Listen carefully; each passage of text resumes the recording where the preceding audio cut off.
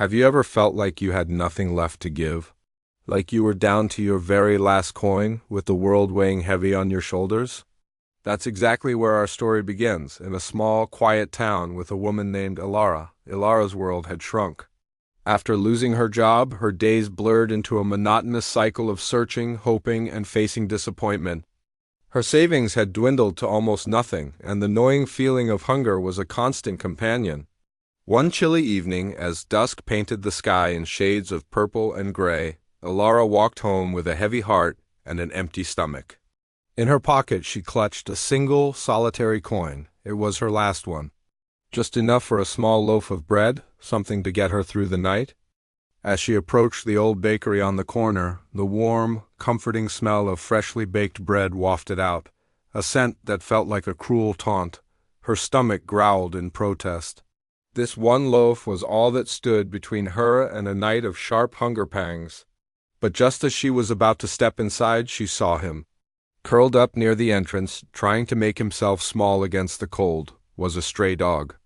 He was a scruffy thing with matted fur and ribs you could count from a distance. But it was his eyes that stopped Ilara in her tracks. They were filled with a deep, weary sadness, a look she recognized all too well because she saw it in her own reflection every morning. As their eyes met, the dog let out a faint, hopeful whimper. In that moment, a battle raged within Ilara.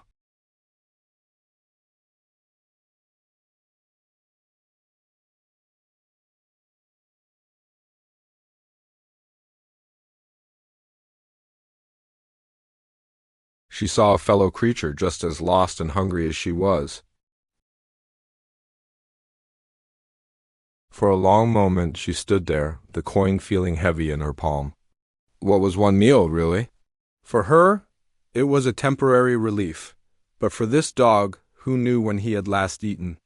Taking a deep breath, Ilara made a decision that her mind couldn't understand, but her soul knew was right. She walked into the bakery, the bell chiming softly, and when she came out, she wasn't holding a loaf of bread. She was holding a small meat pie, still warm from the oven. She knelt down, her knees cracking in the cold, and placed the pie on the pavement in front of the dog.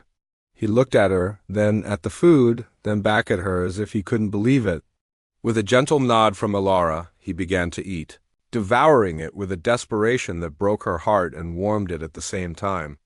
As he ate, he wagged his tail, a slow, hesitant wag at first, then with more enthusiasm. When he was finished, he licked her hand, a gesture of gratitude so pure and simple it brought tears to her eyes. Ilara walked home that night with an empty stomach, but her heart felt surprisingly full. The gnawing hunger was still there, but it was overshadowed by a strange sense of peace. As she left the dog, he didn't run off. He followed her, keeping a respectful distance, his silent presence a comforting shadow in the dimly lit streets. When she reached her small, modest cottage, he curled up on her doorstep, as if standing guard. Ilara smiled, whispered a good night, and went inside, too tired to argue. She fell into a deep, exhausted sleep, the kind that comes when you've given up all your fight.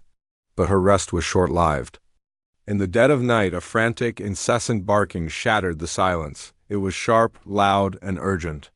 Ilara groaned, pulling her thin blanket over her head. "Go away," she mumbled, thinking it was just some neighborhood dog. But the barking didn't stop. It grew louder, more frantic, accompanied by scratching at her front door. Annoyed, Ilara finally threw back the covers and stumbled towards the door, ready to shoo the nuisance away. But as soon as she opened it, she was hit not by a blast of cold air, but by a wall of thick, acrid smoke. Her eyes widened in terror. The back of her small cottage was engulfed in flames. A forgotten candle, left burning too close to a curtain, had ignited a fire that was now raging through her home. Panic seized her. The smoke was thick, choking her, and she could barely see. But the dog was there, barking and pulling at the hem of her nightgown, guiding her out into the safety of the night. He didn't stop until they were both clear of the house. Standing across the street as neighbors, woken by the commotion, rushed out to help. Ilara stood there, shivering in the cold, watching the flames consume everything she owned. All her meager possessions, her home, everything was turning to ash. But she was alive. She was breathing. And next to her, nudging his head against her hand, was the scruffy stray dog she had fed just hours before. In that moment, looking down at her furry savior, Ilara understood. The coin she had given away, the one she thought was her last resource, had returned to her 1,000-fold. It hadn't come back as money or as food or as a new job. It had come back as a life. Her life.